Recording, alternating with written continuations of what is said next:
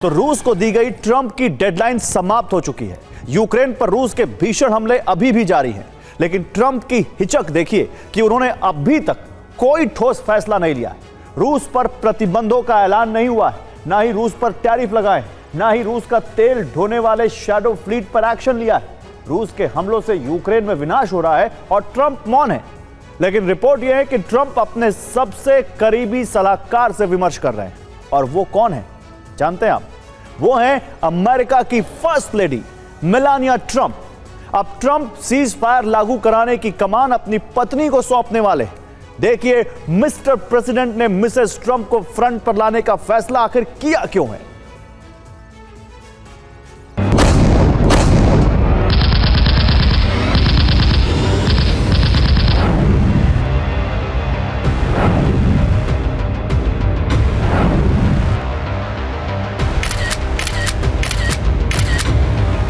Get home, I'd say, First Lady, I had the most wonderful talk with Vladimir.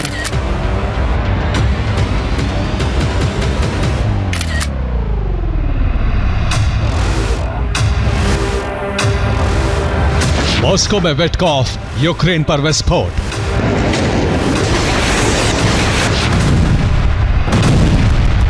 Trump की deadline खत्म, Ukraine भस्म।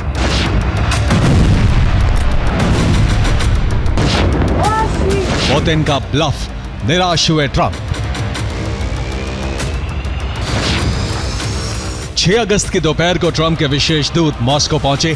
Putin ने Kremlin के भव्य hall में उनसे हाथ मिलाया। उधर पुतिन ने स्टीव विटकॉफ के साथ बैठक शुरू की और ठीक उसी वक्त रूसी फोर्सेस ने यूक्रेन के शहरों पर बारूद बरसाना शुरू कर दिया।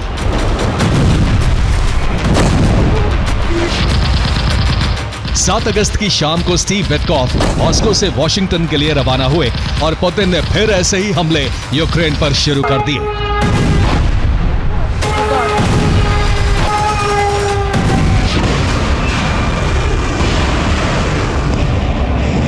यूक्रेन के कई शहरों पर पूरी रात रूस ने बारूद बरसाया है।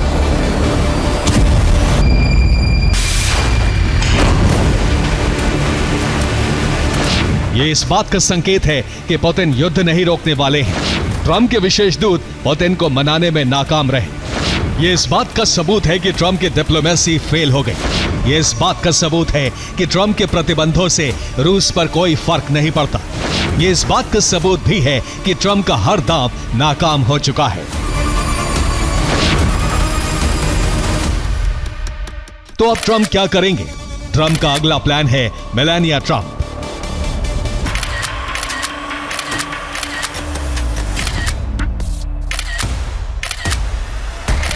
ट्रंप अपनी पत्नी और अमेरिका की प्रथम महिला को सीज फायर की कमान सौंपने वाले हैं।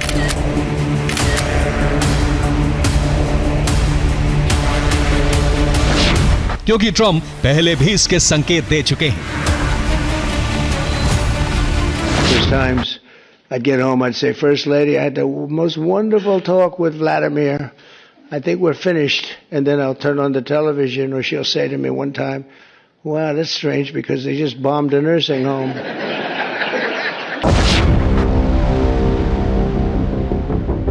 अब अमेरिका की प्रथम महिला को पुतिन के सामने उतारने का प्लान है, क्योंकि यूक्रेन में नरसंहार रुकवाने में ट्रंप नाकाम रहे हैं।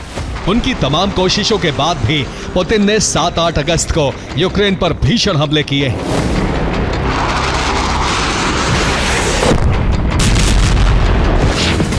रूस ने राजधानी कीव और उसके आसपास के इलाकों पर कई ड्रोन हमले किए हैं।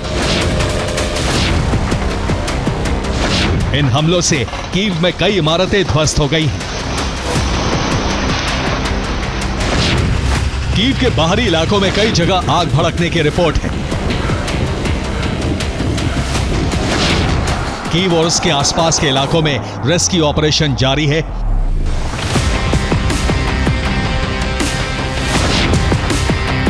आपको बताते हैं कि रूस ने कहां-कहां हमले किए हैं और इन हमलों को रुकवाने के लिए मेलानिया ट्रंप को डिप्लोमेसी के मोर्चे पर क्यों उतारा जा रहा है।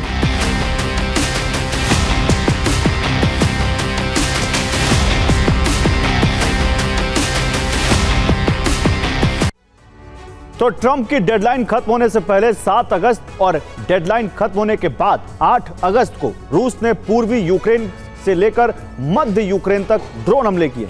रूसी ड्रोन फोर्सेस ने गिरान और शाहेद ड्रोन का इस्तेमाल किया है। यूक्रेन के Kyiv, Kharkiv, Bucha, Irpin, Hostomel और सुमी पर बड़े हमले किए। बूचा, इरपिन और होस्टोमेल कीव के आसपास वाले शहर हैं। रूस के हमलों से कीव में 3 लोग घायल हुए हैं। पुतिन का यह कदम ट्रंप को सीधी चुनौती है। दुनिया के हर विवाद में सीज फायर का क्रेडिट लेने वाले ट्रंप पुतिन के इस कदम से शर्मिंदा हैं। अपने घर से लेकर दुनिया के हर मंच पर उनके नेतृत्व और उनकी कूटनीति पर सवाल उठ रहे हैं।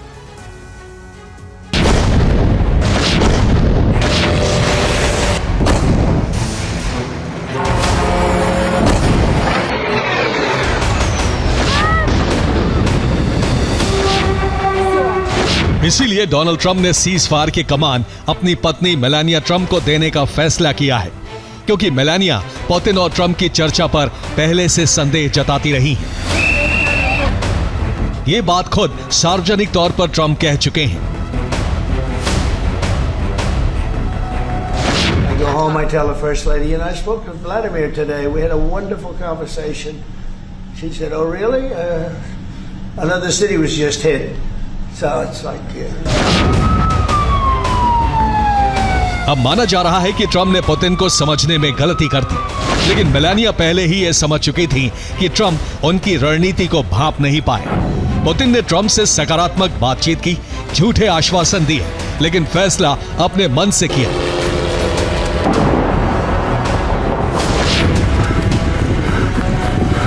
पुतिन के इस फॉर्मूले को मेलानिया ट्रंप बेहतर समझती हैं, क्योंकि मेलानिया मूल रूप से स्लोवेनिया की रहने वाली है। ट्रंप की पत्नी करीब 30 साल स्लोवेनिया में रही हैं।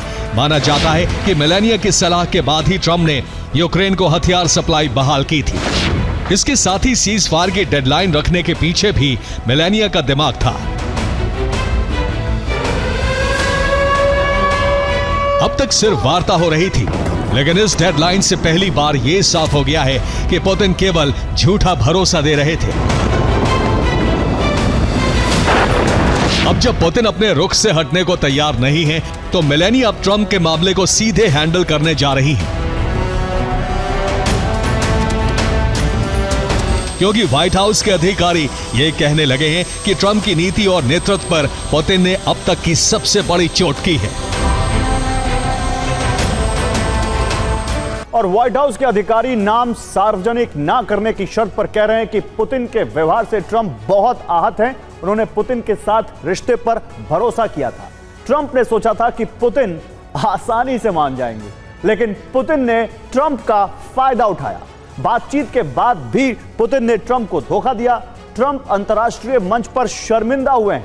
अब ट्रंप के मन में यह संशय है कि रूस के खिलाफ सीधी कार्रवाई की जाए या नहीं, प्रतिबंध लगाए जाएं या कोई और कदम उठाया जाए। इस संशय से निकल नहीं पा रहे हैं ट्रंप।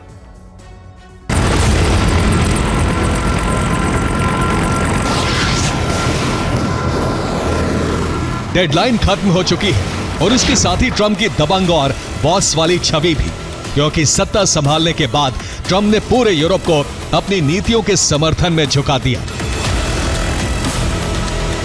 दुनिया के कई सामरिक विवादों में हुए सीजफायर के श्रेय का मुकुट अपने हाथों पहन लिया, लेकिन जल्दबाजी में यह भूल गए कि रूस में मुकाबला पुतिन से है। इसीलिए अब ट्रंप किसी भी तरह सीजफायर चाहते हैं और पुतिन से हर शर्त पर मिलने को तैयार हैं। Does Putin have to meet with Zelensky in order and before you and Putin have to meet? No. Are you So you're willing to? That's actually important because President Putin said this morning he was pretty dismissive of this idea of meeting with President Zelensky. President Putin was.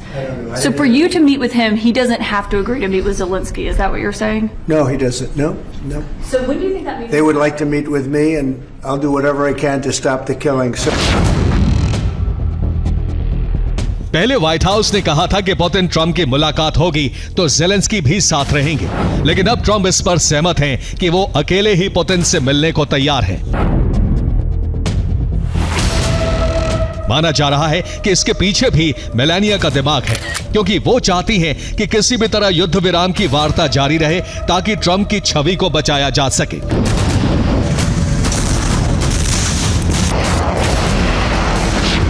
Trump की रणनीतियां बेअसर रही हैं। Diplomacy का नया चरण शुरू होता दिख रहा है, लेकिन सवाल अभी भी बाकी है कि क्या स्लोवेनियाई मूल की मेलानिया पुतिन को युद्ध विराम पर सहमत कर पाएंगी। Bureau report, TV9 Bharatvarsh.